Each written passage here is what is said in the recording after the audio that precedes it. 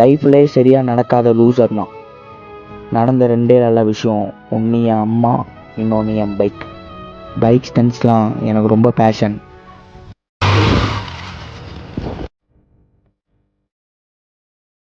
இனி என் வாழ்க்கை ரோஷினியோடன்னு நினச்சிக்கிட்டு இருந்தேன். ஆனால் அதுக்கு காலம் இவ்வளோ சீக்கிரம் முற்றுப்புள்ளி வைக்கும்னு நான் கொஞ்சம் கூட எதிர்பார்க்கல.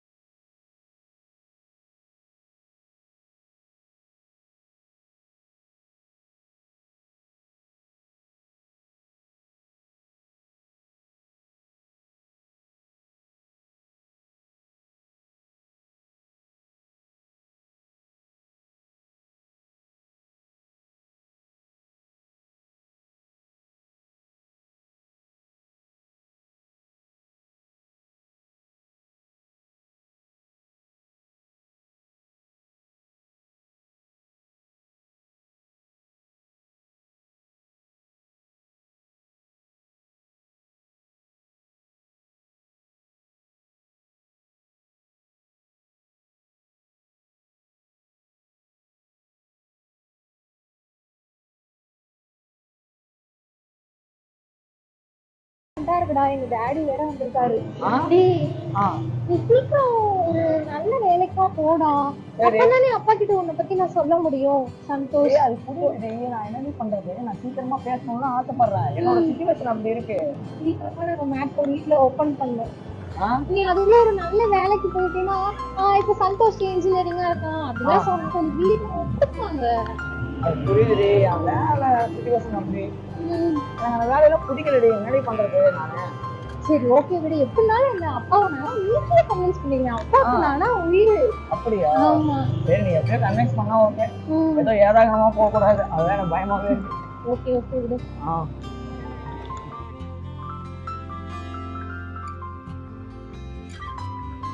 சரி, ஓகே. நீ பார்த்து போயிட்டு வாங்க. ஓகே, நான் பார்த்துட்டு கால் பண்றேன். பை.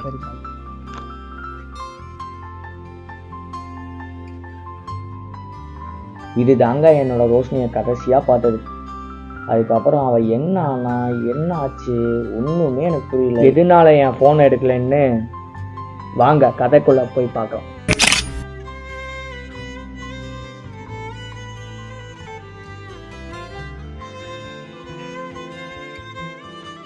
அப்பா ஆமாம் ரோஷினி, நல்லா இருக்கியாம்மா?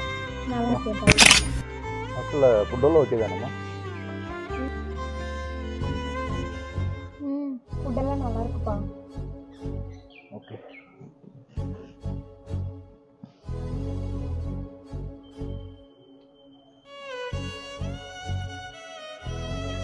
யாரும்மா இது? யாரு யாருமா இவன்? உன்னதான் கேட்குற, சொல்லு. அப்பா நானும் உங்ககிட்ட சொல்லலாம் தான் பாருங்க. நாங்கள் 2 பேரும் லவ் பண்ணுறோம்.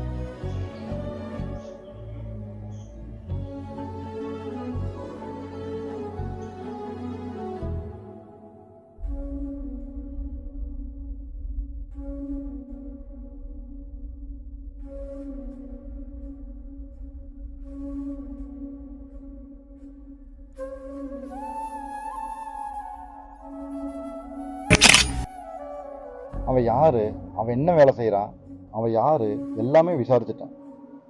அவன் ஒரு புரோட்டா மாஸ்டர். அவன் பேர் சந்தோஷ். கரெக்டா? கரெக்டு தான்ப்பா. உங்களுக்கு எப்படி தெரியும்?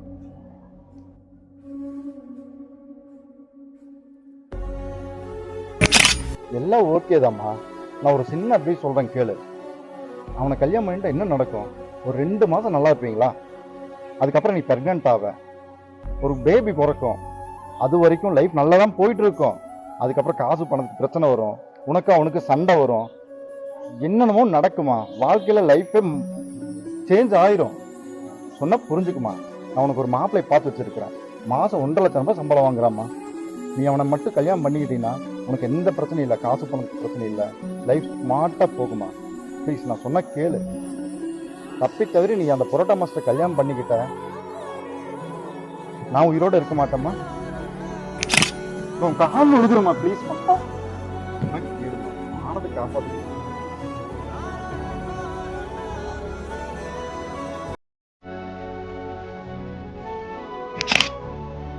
தப்பி தவிர கல்யாணம் பண்ணிட்டீங்கன்னா இன்ஸ்பெக்டர் இருக்கிறதுக்கு தகுதியே இல்லாம போயிருமா.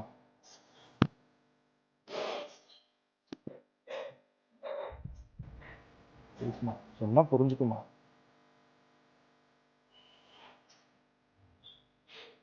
நீ மட்டும் அவனை கல்யாணம் பண்ணிட்டீங்கன்னா நீ எல்லாம் இன்னைக்கு மறந்துடணும். சூசைட் பண்ணிக்கோமா. கண்டிப்பா உயிரோடு இருக்க மாட்டேன். சூசைட் பண்ணிக்குவேன். செத்தரம்மா. அதுக்கு மேல அவன் தான் வேணும்னா ஏன் பண்ணிக்க போயிருமா. நீயே முடிவு பண்ணிக்குமா. அப்பா வேணுமா அவன் வேணுமான்னு முடிவு பண்ணிட்டு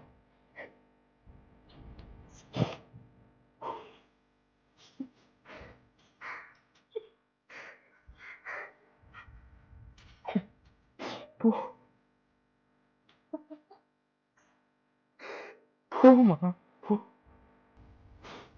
நல்ல முடிவு வேணுமா. நான் வாழ்றது சொல்றது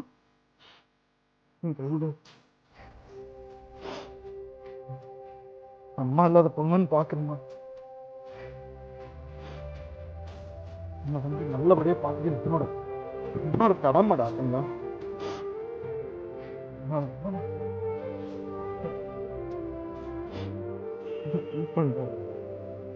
அப்பா சொல்லி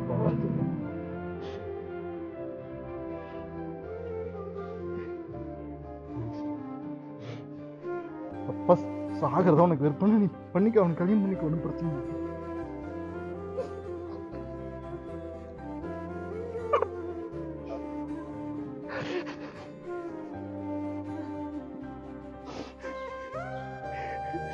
கால் உள்ள கேட்கணும்னு சொல்லிட்டப்பா. அதுக்கப்புறம் உடம்பு பிரச்சனை எப்படி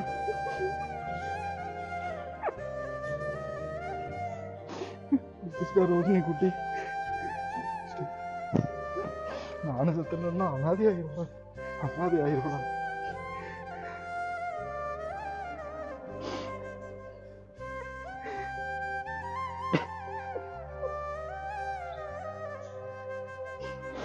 எனக்கு ஒரே பொண்ணுதான்.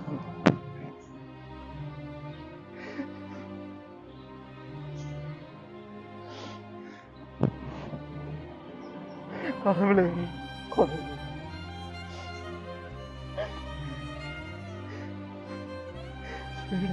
நீ கிளம்பு, ஆபீஸ் லேட் ஆச்சு, நீ கிளம்பு. முடிவு பண்ணுடா.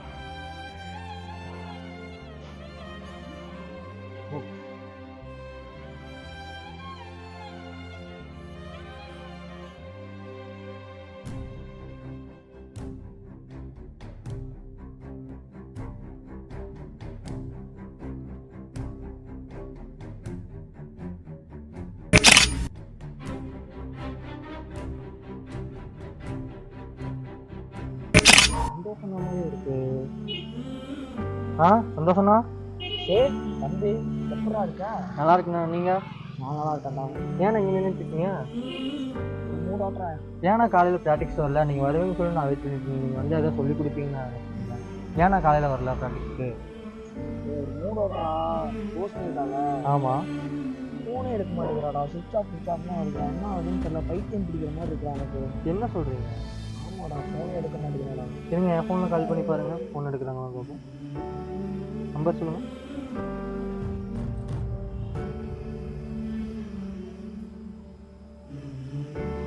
is currently switched off. Please try. ஆமாண்ணா, சுவிச் ஆஃப்னு வருதுண்ணா.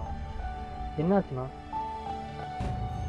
தெரியலடா, ஒரு தடவை கால் பண்ணி பார்த்தேன், சுவிட்ச் ஆஃப்னு வருதுடா. என்ன இருக்கா?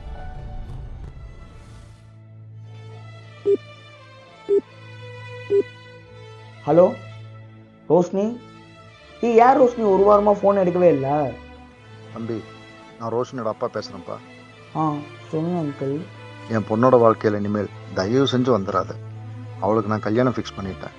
இன்னும் 10 நாளில் நிச்சயதார்த்தம். 2 மாதத்தில் கல்யாணமே ஆயிரும். அதனால் என் குடும்பத்தை தயவு செஞ்சு நாசமாக்க வந்துடாத. இப்போ தான் நான் அவளை கொஞ்சம் கொஞ்சமாக கன்வின்ஸ் பண்ணி அவளோட அப்பாவை அவளுக்கு ஒரு நல்லது பண்ணியிருக்கேன். நீ அவளோட வாழ்க்கையில் திரும்பி வந்தீங்கன்னா அவன் நாசமாக போயிடுவான். என் பொண்ணை நான் அப்படி போகிறக்கு விடவே மாட்டேன். அவன் எனக்கு தான் இல்லாத ஒரே ஒரு பொண்ணு தான். ப்ளீஸ் தயவு செஞ்சு அவளை விட்டுரு. ஃபோனை வை. பாய்.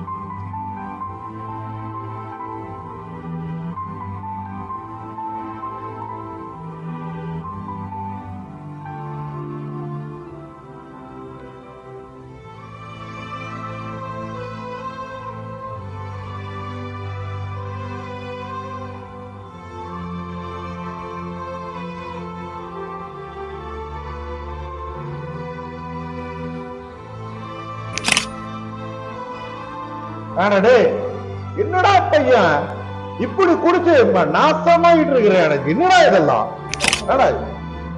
என்னடா லவ் ஃபெயிலியர், இத்தனை பாட்டில ஏன்டா இப்படி குடிச்சு உடம்ப கெடுத்துக்கிற? அப்படியெல்லாம் குடிக்க கூடாது தம்பி. யாரு எவ்வளவு குடிச்சிருக்கிற பாரு.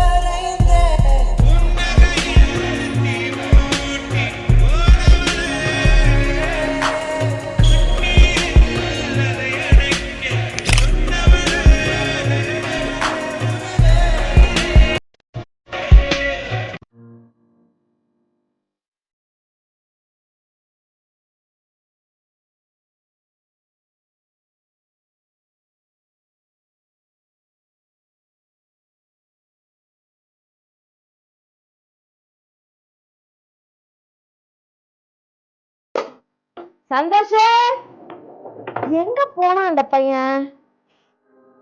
எங்க போனானே தெரிய மாட்டேங்குதே. கடவுளே, நீ வேற காய போனது இருக்கு.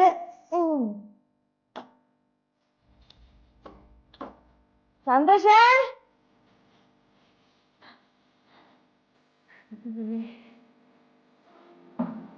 கடவுளே, துணிய காய போட்டு எவ்வளோ வேலை கிடக்குறது. ஐயோ, எங்க போனானே தெரியல. ஐயோ,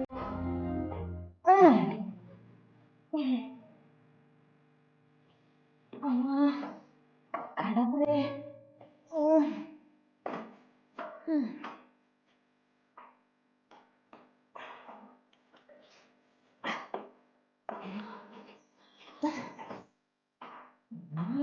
நெருக்கி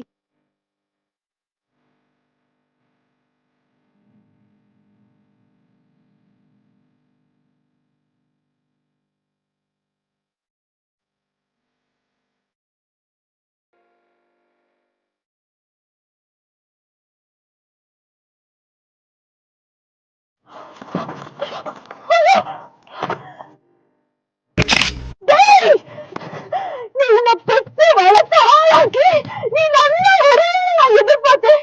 இதோட பண்ண போயிட்டு இருக்க நீ. என்ன பத்தி எப்பயாச்சும் யோசிச்சு பார்த்திருக்கியா?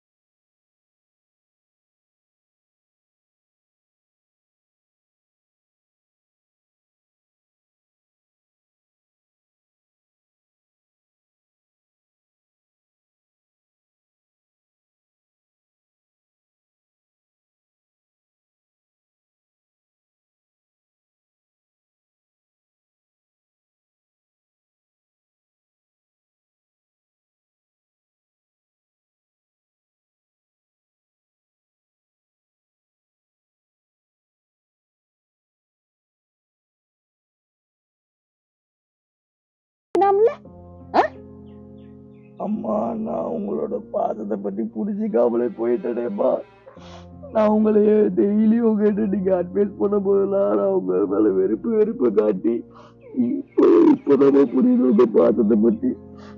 என்னை மன்னிச்சிருமா. இதெல்லாம் நினைச்சு மனச உழப்பிக்காதடா தம்பி. உனக்கு ஒரு குறையும் இல்ல. நீ உன்னையே எடுத்து பாரு. உனக்கு என்ன குறை இருக்கு? ஹீரோ மாதிரி இருக்க நீ. கைவசமா உனக்கு ஒரு தொழில் இருக்கு. நீ வீடு வாசல் இருக்கு. கூப்பிட்ட குரலுக்கு அம்மா நான் உனக்கு இருக்கேன்டா. நான் சொன்ன பேச்சு கேப்பியா தம்பி?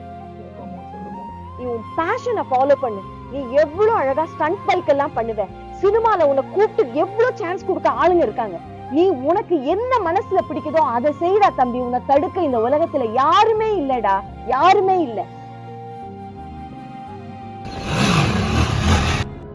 எனக்கு லவ் ஃபெயிலியர் ஆனோன்னே நான் செத்தலாம் தான் நான் நினச்சேன். ஆனால் எங்கள் அம்மா கடவுள் ரூபத்தில் என்னை காப்பாற்றிட்டாரு. தேர்டு பர்சன் மேலே ரொம்ப லவ் வைக்காதீங்க. முதல்ல உங்களை பெற்ற 10 மாதம் சுமந்த தாய் மேலே பாசத்தை வைங்க. உங்களுக்கு எல்லாமே எனக்கு கிடைச்ச மாதிரி.